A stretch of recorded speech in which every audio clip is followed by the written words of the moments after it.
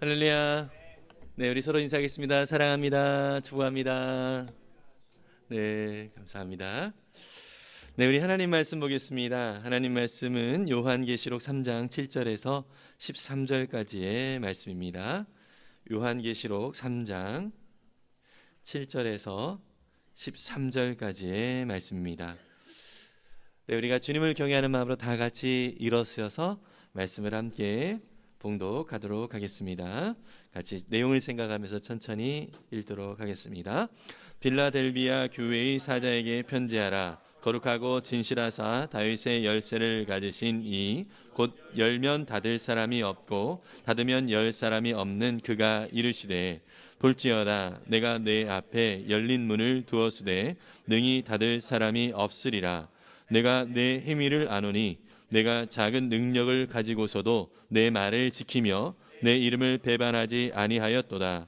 보라, 사탄의 회당 곧 자칭 유대인이라 하나 그렇지 아니하고 거짓말하는 자들 중에서 몇을 내게 주어 그들로 와서 내 발 앞에 절하게 하고 내가 너를 사랑하는 줄을 알게 하리라. 내가 나의 인내의 말씀을 지켰은즉 내가 또한 너를 지켜 시험의 때를 면하게 하리니 이는 장차 온 세상에 임하여 땅에 거하는 자들을 시험할 때라. 내가 속히 오리니 내가 가진 것을 굳게 잡아 아무도 네 면류관을 빼앗지 못하게 하라. 이기는 자는 내 하나님 성전의 기둥이 되게 하리니 그가 결코 다시 나가지 아니하리라. 내가 하나님의 이름과 하나님의 성 곧 하늘에서 내 하나님께로부터 내려오는 새 예루살렘의 이름과 나의 새 이름을 그의 위에 기록하리라. 귀 있는 자는 성령이 교회들에게 하시는 말씀을 들을지어다. 아멘. 우리 앉으시면서 은혜 많이 받으세요. 서로 말씀으로 격려합니다. 네, 우리가 요한계시록을 또 이제 살펴보게 됩니다. 요한계시록 하면 많은 이단들이 이 요한계시록을 해석을 오용을 함으로 인하여서 많은 사람들을 또 미혹하여서 이단으로 빠지게 만드는 그런 또 유명한 또 책이기도 합니다. 요한계시록의 배경을 먼저 우리가 알면 사실 조금 그러한 오류를 우리가 쉽게 빠지지 않을 수가 있게 되는데요. 요한계시록은 사도 요한이 그리스도인으로서 이렇게 핍박을 당하고 있을 때 반모섬이라고 하는 그 섬에 또 유배를 가게 됩니다. 그 당시는 참 많은 그리스도인들이 핍박을 받는 그러한 상황이었고요. 당시에 또 도미티아누스라고 하는 황제가 기독교인들을 향한 핍박이 상당했습니다. 원형 경기장에 사자밥이 그리스도인들이 사자밥이 되게 하거나 아니면 십자가 처형을 하게 하거나 이러면서 참 많은 고통을 우리 그리스도인들이 당하게 되었습니다. 이러한 핍박과 어려움 가운데 있는 그리스도인들에게 사도 요한을 통하여서 하나님은 격려하고 또 그들을 새롭게 세워가고자 하는 마음이 있으셨던 것입니다. 그래서 요한에게 말씀을 하면서 사실 로마라고 직접 이렇게 지칭을 하기가 좀 어려운 것은 곧바로 이것이 또 이제 서신이다 보니까 하나의 글로 이렇게 표현되어지는 것이 또 로마 사람들에게 들어오면 또 이것이 또 전달되어지는 게 어렵잖아요. 그래서 로마라고 하는 이름 대신에 그 역사적으로 가장 악했던 바벨론이라고 하는 나라의 이름을 비유적으로 이제 표현하여서 그 바벨론 로마가 어떻게 멸망하게 되어질지 곧 하나님께서 그리스도인들을 어떻게 세워 주실지 또 하나님 나라가 어떻게 임할지 이러한 것에 대하여 소망 가운데 그들이 지금은 비록 힘겹고 어렵지만 잘 또 이겨낼 수 있도록 하기 위하여 쓴 편지가 바로 이 요한 계시록인 것입니다. 오늘날 우리가 요한 계시록을 대면할 때도 마찬가지입니다. 우리 그리스도인들이 이 세상을 살아가는 데 있어서 사실 쉽지가 않습니다. 세속적인 생각 또 세속적인 이 흐름 속에서 우리가 믿음을 지키며 살아간다는 것이 참 쉽지 않은 이 세상입니다. 이러한 세상 속에서 겉으로 핍박을 우리가 받지는 않지만 또 다양한 면으로 많은 어려움을 또 그리스도인들이 겪고 있는데요. 이러한 시대 속에서 우리가 믿음을 잘 지키고 또 이 상황 속에서 또 하나님 나라를 소망하면서 살아가는 그런 믿음의 사람으로서 잘 승리하기 위하여 오늘 우리가 요한계시록을 대면을 할 수 있으면 참 좋겠습니다.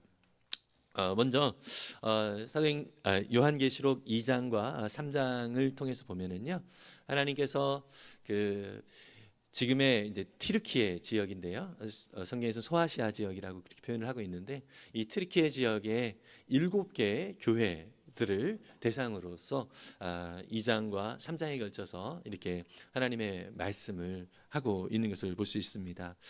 우리가 교회들로서 참으로 특히 7개의 교회에게만 또 이렇게 말씀을 이렇게 하신 것은 사실 그 7개 교회 외에 다른 교회들도 참 많이 있었는데요. 여러분 성경에서 7이라고 하는 숫자는 어떤 숫자죠? 예, 완전 숫자잖아요. 그래서 모든 교회들에게 말씀을 하시는 그런 상징적인 표현으로서 우리가 7교회를 생각을 하시면 좋겠습니다. 그래서 이렇게 힘겹고 어려운 그런 시대를 살아가고 있는 교회와 그 성도들에게 또 하나님께서 어떻게 승리하면서 이것을 믿음으로 이겨나갈지에 대해서 권면을 하고 계시는데요. 첫 번째로 우리는 일곱교회에게 주시는 그 말씀을 통하여서 우리 예수님의 마음, 우리 주님의 마음이 무엇인가라고 하는 것을 좀 알기를 원합니다. 이 7개의 교회가 에베소 교회, 또 서머나 교회, 버가모 교회, 그리고 두아디라 교회, 사대 교회, 빌라델비아 교회, 그리고 라오디게아 교회, 이렇게 7개의 교회입니다. 오늘 저와 여러분들이 읽은 본문은 이 7개 중에서 6번째 교회인 빌라델비아 교회를 향한 메시지를 우리가 함께 읽고 또 그것을 중심으로서 말씀을 좀 나누려고 합니다. 이 7개 교회들을 보면은요, 어떤 교회는 칭찬만 하기도 했고요, 어떤 교회는 책망만 하기도 했습니다. 그리고 어떤 교회는 칭찬과 책망을 같이 하기도 했습니다. 오늘 빌라델비아 교회는 서머나 교회와 더불어서 칭찬만 받았던 그런 교회 중에 하나입니다. 그런데 모든 교회들에게 동일하게 하는 말씀이 있습니다. 뭐냐면 성령이 교회에게 하시는 말씀이다, 이렇게 말씀을 하세요. 그러니까 모든 교회에게 증거된 이 말씀은 우리 성령 하나님께서 전해 주시는 말씀이고요. 그 말씀을 마무리하면서 어떤 표현을 쓰냐면 이기는 자에게는 이러한 복이 있을 것이다 라고 말을 합니다. 이기는 자에게 하나님은요, 특별히 각각 교회들에게, 또 에베소 교회를 향해서는 낙원에 있는 생명나무의 열매를 주어서 먹게 하겠다, 이렇게 말씀을 해주시고요. 또 서머나 교회를 향해서는 둘째 사망의 해를 받지 않게 될 것이다, 이렇게 말씀을 하고 있습니다. 버가모 교회를 향해서는 감추어둔 만나를 주겠고 흰 돌도 주겠다, 이렇게 말씀을 하고 있고요. 또 두아디라 교회에게는 민족들을 다스리는 권세를 주겠다. 그다음에 사대 교회를 향해서는 흰 옷을 입을 것이다.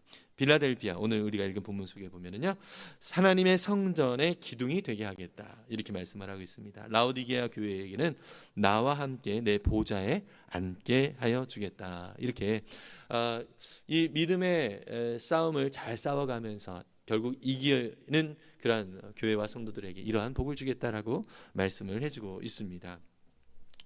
하나님께서 칭찬을 해주시기도 하고 또 책망을 해주시는 이유는 무엇일까요? 우리가 부모로서 자녀들에게 때론 칭찬을 하기도 하고 또 책망을 하기도 하고 그렇게 하는데요.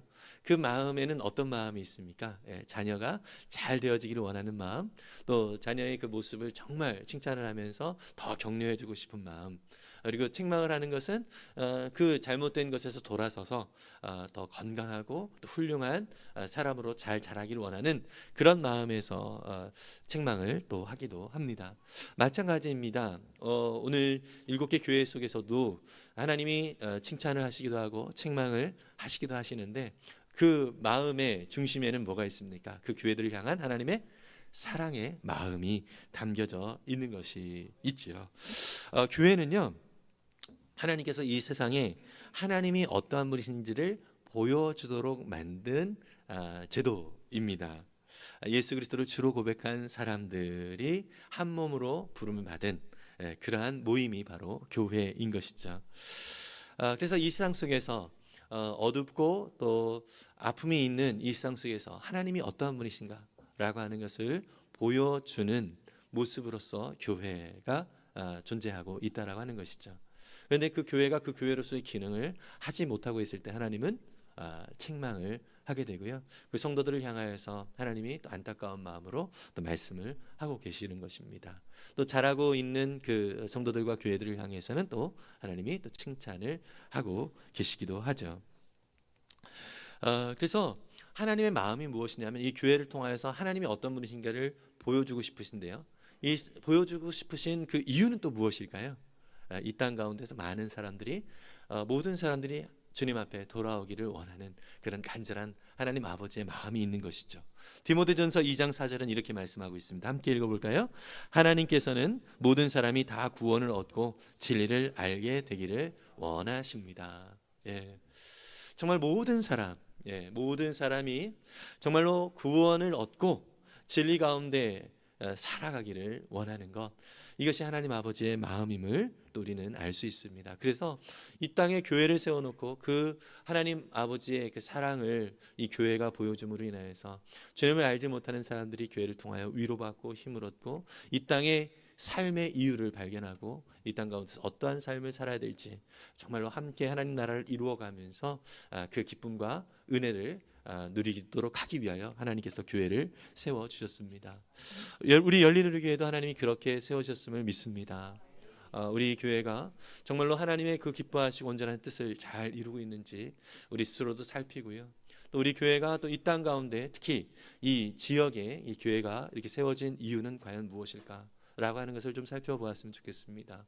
팀 켈러 목사님 지금은 주님 품으로 가셨지만 센터 처치라고 하는 그 책에서 그분은 이렇게 말씀을 하십니다. 교회가 이 지역을, 그 교회가 세워진 그 지역을, 그 도시를 사랑해야 된다라고 말씀을 하고 있어요. 얘기를 하고 있어요.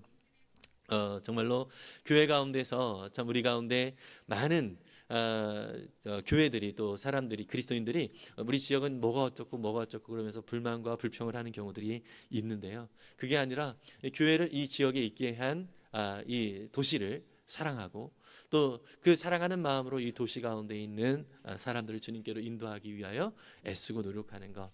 물론 우리 교회 안에는 또 다른 지역에서 오시는 분들이 많이 또 계십니다. 그럼에도 불구하고 또 우리가 이 교회가 이 지역에 있음으로 인하여서 교회를 향한 기도, 또 이 교회가 또 이 지역 가운데서 그 역할들을 잘 감당할 수 있도록 이 지역을 사랑하고 또 이 지역 가운데 세우신 또 하나님의 그 뜻을 발견하면서 그 사명을 또 잘 감당할 수 있는 우리 열린 우리 교회가 될 수 있으면 참 좋겠습니다. 우리는요, 우리의 또 상황과 환경이 많이 힘들더라도 약속하신 하나님의 나라가 또 우리 가운데 임할 것을 기대하고 오늘을 또 살아가고 있습니다. 이 세상에 살아가는 사람들이 많이 힘들고 어렵죠, 그죠? 각자의 삶의 상황들을 보면 정말 사연이 없는 사람들이 없습니다. 그죠? 정말 마지못해서 이 세상을 살아가고 있는 사람들의 그 모습들을 보면서 참 안타깝습니다. 그러나 하나님은요, 주를 믿는 거룩한 주님의 자녀들에게는 오늘이라고 하는 시간이 구원받은 자로서 얼마나 귀한 선물인지를 알게 되어지고 또 하나님 나라를 이루어가는 것이 얼마나 기쁨이고 감사한 것인지를 더욱더 풍성히 느끼고 또 알게 하셔서 소망 가운데 오늘 살아가고 또 결국 우리가 마지막 날 주님을 만나게 되잖아요. 그날을 기대하면서 소망하면서 살아갈 수 있도록 인도해 주십니다. 실제로 요한계시록 마지막 22장까지 있는데요. 그 끝부분에 21장 1절부터 4절은 마지막 날에 대하여서 이렇게 표현을 하고 있습니다. 이것은 제가 한번 읽어보겠습니다. 나는 새 하늘과 새 땅을 보았습니다. 이전의 하늘과 이전의 땅이 사라지고 바다도 없어졌습니다. 나는 또 거룩한 도성 새 예루살렘이 남편을 위하여 단장한 신부와 같이 차리고 하나님께로부터 하늘에서 내려오는 것을 보았습니다. 그때 나는 보좌에서 큰 음성이 울려 나오는 것을 들었습니다. 보아라, 하나님의 집이 사람들 가운데 있다. 하나님이 그들과 함께 계실 것이요 그들은 하나님의 백성이 될 것이다. 하나님이 친히 그들과 함께 계시고 그들의 눈에서 모든 눈물을 닦아 주실 것이니 다시는 죽음이 없고 슬픔도 울부짖음도 고통도 없을 것이다. 이전 것들이 다 사라져 버렸기 때문이다. 마지막 날 우리 주님이 다시 오시는 날, 그날 어떻게 될 것인가에 대해서 말씀을 하고 있죠. 새 하늘과 새 땅이 이곳에 이렇게 임한다라고 얘기를 하면서 거룩한 도성 새 예루살렘이 남편을 위하여 단장한 신부와 같이 차리고 하나님께로부터 하늘에서 내려오는 것을 이렇게 묘사를 하고 있는 것을 볼 수 있습니다. 그러면서 어떤 말씀을 하시죠?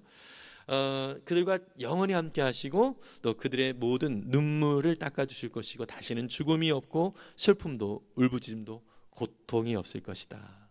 이렇게 말씀을 하세요. 예, 하나님 약속대로 우리 주님의 나라가 임할 그때 우리는 이러한 영광스러운 그 날을 맞이하게 될 것입니다. 이것이 우리 가운데 진정으로 소망으로 정말 마음에 새겨 있다면 오늘이라고 하는 이 시간은 정말 우리 가운데 그 날을 또 기대하면서 또 나뿐만 아니라 많은 사람들이 그 영광의 날을 함께 맞이하기를 소망하면서 주님의 그 말씀을 함께 나누고 또 증거하는 복음의 사명자로 또 살아가는 것이 우리의 사명이구나라는 것을 깊이 깨닫게 될 것입니다. 저와 여러분들이 그러한 은혜를 마음에 간직하고 또 그런 기대 속에서 정말 우리 사명자로서의 그 마음을 늘 마음에 되새기면서 늘 주님의 복음의 사명자로 살아갈 수 있는 우리 모두가 되었으면 참 좋겠습니다. 마지막 날 이 기쁨의 은혜를 풍성히 나눌 것을 생각한다면 오늘 우리는 영광스러운 주님의 나라를 기대하면서 오늘이라고 하는 시간을 더욱더 믿음으로 살아갈 수 있는 힘이 생기게 되는 것입니다. 결국 이기는 자는 하면서 각각 교회들에게 이기고 또 승리하기를 또 소원하면서 우리 주님께서 권면의 말씀을 하시잖아요. 오늘 특별히 빌라델피아 교회를 향하여서 또 주시는 그 메시지를 통하여서 이 빌라델피아가 어떤 교회였는데 하나님께서 칭찬을 하시며 또 이들을 격려하셨는가라는 것을 생각했으면 좋겠습니다. 두 번째로 승리하는 교회, 약함 속에서 충성한 빌라델피아 교회인데요. 이 세상은요 끊임없이 힘의 원리를 따라서 사람들을 부추깁니다. 더 많은 돈을 갖게 또 더 많은 높은 지위를 갖도록 더 안전한 삶을 위하여 자신의 삶을 잘 또 챙기도록 세상은 많이 요구를 하고 있지요. 그렇지만 하나님은요 우리가 어떠한 상황과 환경 가운데 있든지 우리의 삶 속에서 충성하면서 살아가기를 원하시는 분이십니다. 오늘 빌라델피아 교회는요 우리가 말씀을 통해서 살펴보았던 것처럼 참 작은 교회입니다. 성도들도 많이 없었고요. 그리고 또 연약한 그런 교회였고요. 로마로부터 핍박을 받았지만 유대인들 사이에서도 핍박을 받는 그런 교회였습니다. 더불어서 이 빌라델피아라고 하는 이 도시는요 지진이 참 많이 일어나는 그런 도시였다고 합니다.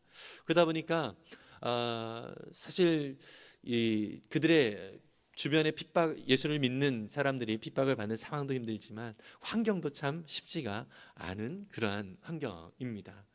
제가 이 말씀을 준비하면서 7개 교회들 중에서 특별히 이제 예배터가 하나님 앞에 예배를 드렸던 그 터가 남아 있는 그 사진들을 좀 유적의 사진들을 좀 보았습니다. 특별히 에베소 교회의 그 사진을 보니까요. 죄송합니다. 제가 사진 자료를 준비를 못했는데요. 그 상당히 매끈하고 이 기둥이 아주 상당히 이렇게 좀 예쁘게 올라가 있어요. 예, 물론 그 예배터이지만 그 모양 자체가 상당히 예쁘게 이렇게 되어 있는데요. 그 이 빌라델피아라고 하는 이 지역의 이 도시의 그 예배터라고 보여진 그 사진을 보니까요, 이 기둥이 상당히 좀 터프하게 생겼습니다. 그러면서 아주 두꺼워요. 그러니까 제가 볼 때 눈대중으로 봤을 때 에베소 교회의 그 기둥보다 이 빌라델피아 교회 예배터의 그 기둥이 한 5배 정도는 더 이렇게 두꺼워 보이는 그러한 모양새였습니다. 지진이 그만큼 많이 일어나니까 상당히 투박하고 두꺼운 기둥을 올렸기 있지 않았나라는 생각을 하게 되었습니다. 그럼에도 불구하고 지진이 일어나는 환경에도 불구하고 하나님 앞에 예배하고 또 하나님 앞에 찬양하는 그러한 모습의 성도들을 이렇게 상상을 해봤을 때 참 그들이 그렇게 힘겹고 어려운 상황들 속에서도 이렇게 믿음을 지키고 또 하나님 앞에 예배하며 또 하나님 나라를 소망하면서 살아가는 이 삶이 참 고되었지만 또 그럼에도 불구하고 서로 격려하면서 소망 가운데 믿음으로 또 그들이 이렇게 살아갔던 그 순간을 또 상상을 하니까 참 많이 또 은혜가 되었습니다. 어쨌든 이 빌라델피아 교회는요, 교인 수가 적었고 또 사회적 지위가 낮았고 로마와 또 유대인들로부터 많은 박해를 받고 있는 열악한 그런 상황 가운데 있었습니다. 그러나 그들이 주어진 자리에서 주님을 의지하면서 충성을 다했습니다. 그래서 주님께서도 너가 작은 능력을 가지고도 충성했다, 이렇게 말씀을 하시면서 그들을 칭찬을 해주고 있는 것을 볼 수 있습니다. 참 빌라델피아 성도들이 처한 상황은요, 사람들에게 핍박을 받고 또 무시를 당하고 있는 이 상황들이 참 쉽지 않았을 것입니다. 믿음으로 그런 상황 속에서도 이 믿음을 지킨다는 것 자체가 참 쉽지는 않았을 것입니다. 저는 이 빌라델피아의 그 상황들을 묵상하면서 시편 73편의 기자가 그 시편을 쓰면서 했던 그 심정하고 이 빌라델피아 교회 성도들의 마음과 심정이 어떠했는가라고 하는 것이 이렇게 같이 오버랩이 되어지는 것을 느꼈습니다. 시편 73편 1절에서 4절까지 보면은요, 이런 말씀이 있습니다.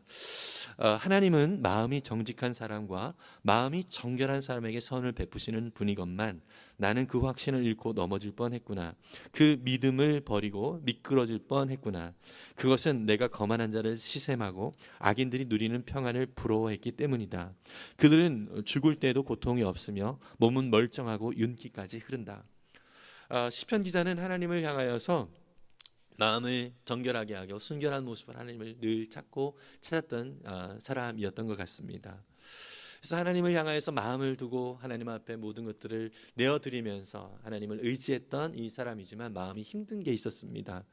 그 마음이 힘들었던 표현을 어떻게 말하냐면 내가 넘어질 뻔했다, 내가 믿음을 버리고 미끄러질 뻔했다, 이렇게 표현할 정도로 참 소위 그 시험이 들만하고 또 낙심이 되어지는 그러한 상황을 직면을 하게 됐다는 것이죠.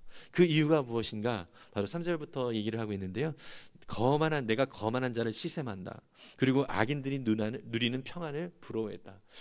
이 시인은 자기가 편안하다라고 생각을 하지 않았던 것 같습니다. 자신의 삶이 상당히 고되고 힘들었던 것 같습니다. 근데 주변에 있는 부자들, 악인들을 보니까 하나님 믿지 않음에도 불구하고 아주 편안하게 살고 있어요. 심지어 어떤 일이 벌어집니까? 그들은 죽을 때에도 고통이 없으며 몸은 멀쩡하고 윤기까지 흐른대요. 정말 하나님을 알지 못하고 살아가는 이 사람들의 삶의 모습이 너무나도 세상적으로 볼 때 괜찮은 삶인 거예요. 예, 심지어 죽을 때도 그냥 고통 없이 너무 잘 죽고요. 그리고 그들은 늘 윤기가 흐르면서 너무 잘 먹어서 그렇겠죠. 예, 그러한 좀 아무런 걱정이 없고 평안한 그런 삶을 살아가고 있는데 나의 삶을 돌아보니까 나는 하나님을 의지한다는 사람인데 상당히 고되고 이 믿음을 지키면서 살아가는 것이 참 힘들다라는 거죠. 그래서 자기 자신이 넘어질 뻔한다. 정말 이 믿음을 저버리고 정말 미끄러질 뻔하다. 이렇게 표현을 하고 있는 거예요. 그런데요, 이 시인이 쭉 이제 그러한 한탄을 해 나가다가 17절에서 이렇게 말을 합니다. 시편 73편 17절인데 함께 읽어보겠습니다. 그러나 마침내 하나님의 성소에 들어가서야 악한 자들의 종말이 어떻게 되리라는 것을 깨닫게 되었습니다. 주님께서 그들을 미끄러운 곳에 세우시며 거기에서 넘어져서 멸망에 이르게 하십니다. 아멘. 예, 이 기자가 어떻게 됐습니까? 하나님의 성소에 들어갔대요. 하나님의 성소에 들어갔대요. 주님 앞에 엎드릴 때 어떤 것을 보게 됩니까? 하나님께서 주시는 영원한 그 구원의 은혜가 무엇인지를 알게 되고요.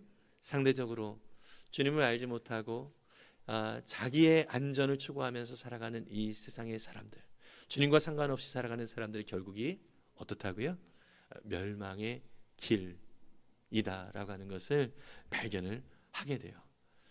처음에는 내가 믿음이 없어질 것 같고 미끄러질 뻔했지만 여기서 어떻게 표현하고 있습니까? 그 악인들이 그 미끄러운 곳에 주님께서 그들을 세우시고 거기에서 넘어져서 멸망에 이르게 할 것이다. 이렇게 또 상대적으로 표현을 하고 있는 것을 볼 수 있습니다. 여러분, 그렇습니다.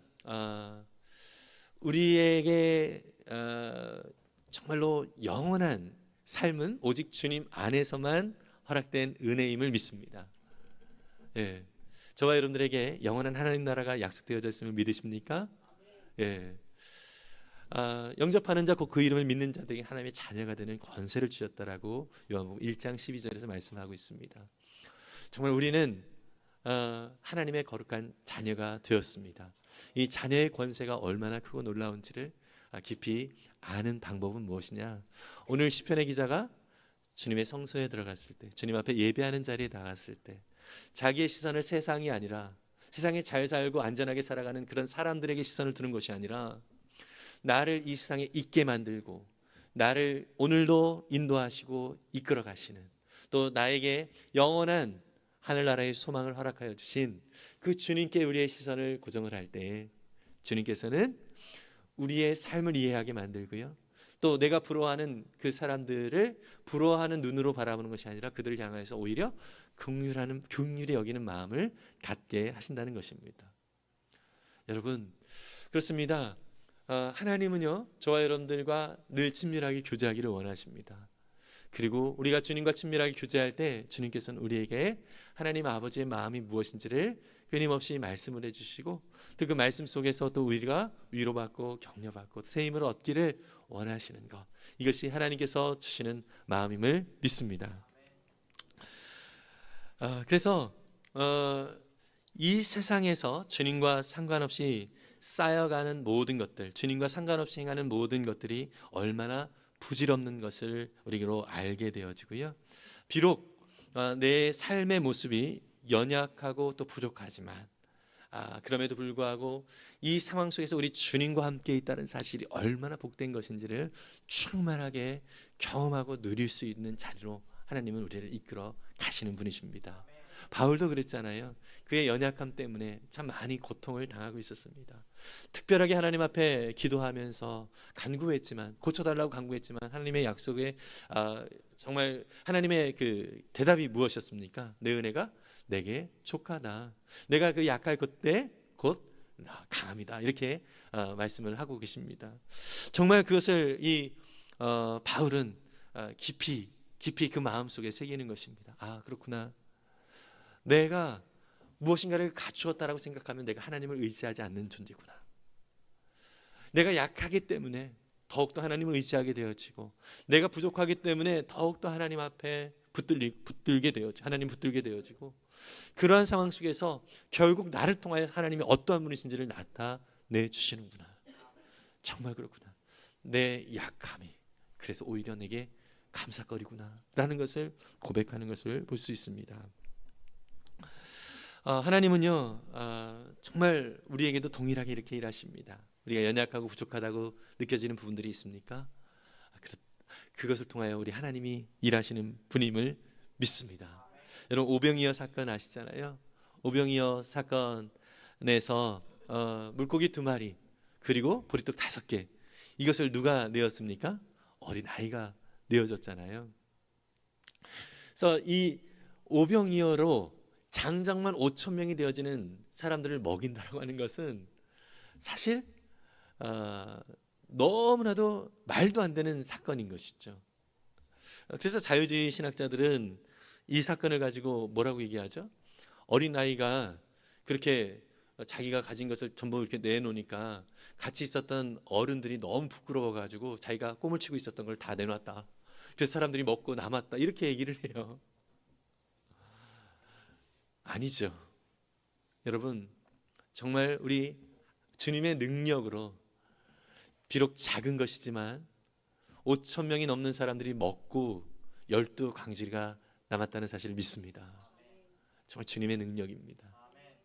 주님이 하시면 우리의 합리적인 우리가 계산하는 우리의 생각을 뛰어넘는 역사가 이루어지는 것을 믿습니다. 우리의 삶, 우리 교회를 통하여서 하나님은 그렇게 일하시는 분이십니다. 고린도서 4장 7절은 이렇게 말씀하고 있습니다. 함께 읽어보겠습니다. 우리는 이 보물을 질그릇에 간직하고 있습니다. 이 엄청난 능력은 하나님에게서 나는 것이지 우리에게 나는 것은 아닙니다. 아멘. 그렇습니다. 우린 질그릇 같은 정말 보잘것없는 것처럼 겉모습은 보입니다. 그러나 이 질그릇의 보물, 우리의 보물 누가 계세요? 예수 그리스도가 계십니다. 그렇기 때문에 엄청난 능력이 우리에게서 나는 것이 아니라 우리 안에 계신 우리 주님께서, 우리 하나님께서 이 능력을 보여주신다는 사실을 믿습니다. 여러분, 그래서 우리의 사고와 우리의 생각의 틀을 넘어서 일하시는 그 하나님의 놀라운 능력을 맛보며 또 주님 앞에 나아갈 수 있는 저와 여러분들 될 수 있기를 간절히 소망합니다. 지난 주일 2부 예배 때 우리 우문식 장로님이 기도를 하시면서 어떤 말씀을 하셨냐면 우리 교회가 성전을 짓는 그런 교회가 되게 해달라는 그런 기도를 하셨어요. 기도를 들으면서 뜨끔했습니다. 한편으로는 참 우리 장로님의 그 믿음에 좀 대단하다 싶으면서도 저는 상황과 환경을 좀 많이 보았기 때문인 것입니다. 그래서 오늘 우리의 상황과 환경을 보면 참 전혀 생각할 수도 없는 그런 모습이지만 하나님이 일하시면 하나님께서 행하실 것이다라는 생각이 또 들기도 했습니다.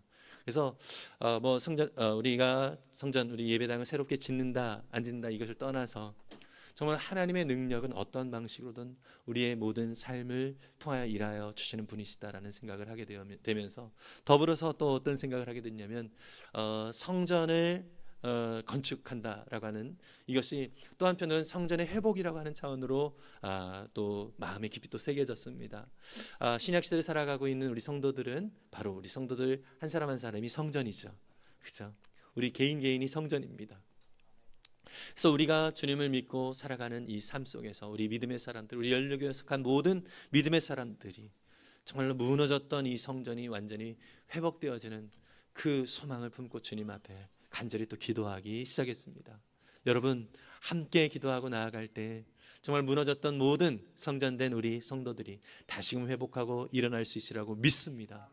이 땅 가운데 참으로 우리 교회는 이것이 부족하고 이게 연약해 라고 하면서 낙담하는 것이 아니라 오히려 이 약할 때에 강함이 되시는 우리 주님을 의지하면서 우리가 믿음으로 하나님의 일하심을 바라볼 수 있는 시점이 바로 이 시점이라고 믿습니다. 하나님의 일하심을 기대하고 우리에게 능력을 주시는 그 하나님을 의지하며 주님의 역사를 더욱더 바라볼 수 있는 우리 모두가 될 수 있기를 간절히 소망합니다. 모든 능력은 하나님께로 납니다. 우리에게 나는 것이 아님을 잊지 않기를 바랍니다. 영혼을 구원하고 또 제자를 세워가는 일에 하나님께서 일하시고 역사하시는 놀라운 손길을 우리가 더 기대하며 믿음으로 나아가 정말 작은 능력을 가지고 있는 열린우리 같지만 빌라델비아 교회에게 너가 작은 능력을 가지고도 충성됐다라고 칭찬하셨던 것처럼 우리 열린우리를 향하여서 그렇게 칭찬하시고 우리 각각 개인을 향하여서 그렇게 칭찬하시는 우리 주님의 음성을 모두 듣는 우리 모두가 될 수 있기를 간절히 소망합니다. 마지막으로 승리하는 교회의 작은 자에게 주어진 영광을 살펴보겠습니다. 이 빌라델비아 교회가 정말 연약하고 부족함에도 불구하고 능력이 작음에도 불구하고 주님 앞에 충성하였을 때 주님께서 그 빌라델비아 교회를 향하여서 면류관이 준비되어져 왕관이 준비되었다고 말씀을 하시면서 가진 것을 굳게 붙잡고 기다리라고 당부하십니다. 예, 지금 상황이 나아진 건 아니에요.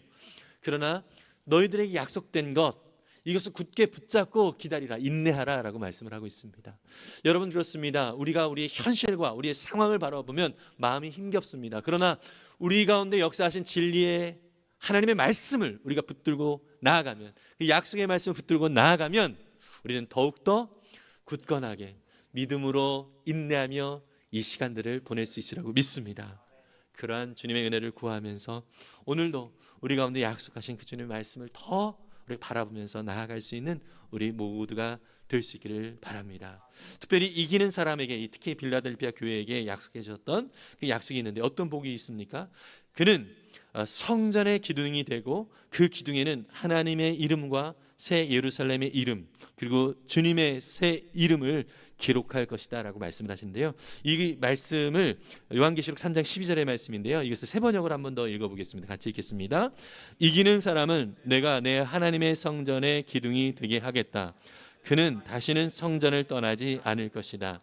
나는 내 하나님의 이름과 내 하나님의 도시 곧 하늘에서 내 하나님께로부터 내려오는 새 예루살렘의 이름과 또 나의 새 이름을 그 사람의 몸에 써두겠다. 아멘. 여러분, 아까 살펴봤잖아요. 마지막 날 새 예루살렘이 이 땅에 임하는 것, 이것을 우리가 살펴보았잖아요. 예수님도 기도할 때 주님의 나라가 이 땅에 임하기를 원합니다라는 그런 기도를 하셨던 것처럼 마지막 날 이것이 완벽하게 이루어지거든요. 새 예루살렘에 하나님의 이름이 적혀 있는 이 새 예루살렘 이 땅에 임할 때 그 이름을 또 어디에 새긴다고요? 그 빌라델비아 교회에게 새겨 주신다 그래요. 그리고 이들을 뭐라고요? 기둥이 되게 하겠다. 새 예루살렘의 기둥이 되게 하겠다. 여러분, 인테리어를 할 때 기둥은 그냥 놔둡니다. 그죠? 예, 아주 대폭적인 인테리어를 한다 하더라도 기둥은 그대로 놔둔다는 것이죠. 여러분, 교회에 바로 이 기둥으로서의 그 역할을 우리에게 주신다라고 하는 것은 너무나 큰 축복이라는 생각이 좀 듭니다. 우리 열린우리교회도 이렇게 돌아보면은요, 참 지금도 여전히 그 자리를 지키면서 주님의 약속을 붙들고 꿋꿋이 믿음의 그 싸움을 싸워가는 우리 성도들의 모습이 있습니다.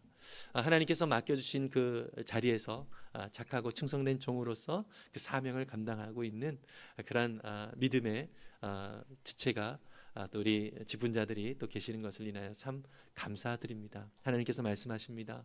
내가 작은 능력을 가지고도 충성하였다라고 말씀을 하시면서 너의 수고를 내가 다 안다라고 말씀하시는 우리 주님이십니다.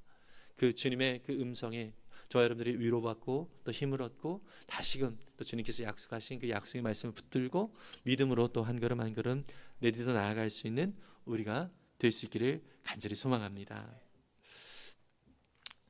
열린우리교회라는 이름이 하나님의 이름, 예수 그리스도의 이름을 보여주는 교회가 되는 영광을 하나님께서 주실 것입니다.